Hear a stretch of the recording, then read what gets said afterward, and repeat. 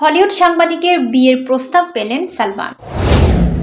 দুবাইয়ের আবু ধাবিতে আইফা অ্যাওয়ার্ডে অংশ নেন বলিউড ভাইজান সালমান খান। আর সেই অনুষ্ঠানে এক হলিউড সাংবাদিকের বিয়ের প্রস্তাব পান তিনি। হলিউডের এই সাংবাদিক ও উপস্থাপিকার নাম এলেনা খালিফে।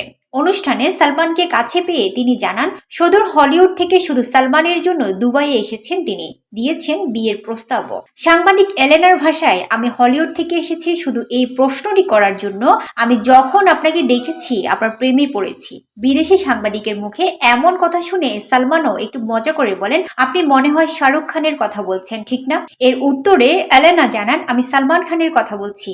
বলুন সালমান খান, আপনি আমাকে বিয়ে করবেন? হঠাৎ এমন বিয়ের প্রস্তাবে সালমানের সোজা উত্তর, আমার বিয়ের দিন শেষ। আরো 20 বছর আগে আমার সঙ্গে আপনার দেখা করা উচিত ছিল। আইফা অনুষ্ঠানের সংবাদ সম্মেলনে বিয়ের প্রস্তাব পাওয়া সালমানের এই ভিডিও এখন নেট দুনিয়ায় ভাইরাল। স্পষ্ট এমন উত্তর শুনে নেটিজেনদের মন্তব্য, কখনোই বিয়ে করবেন না বলিউডের এই ভাইজান।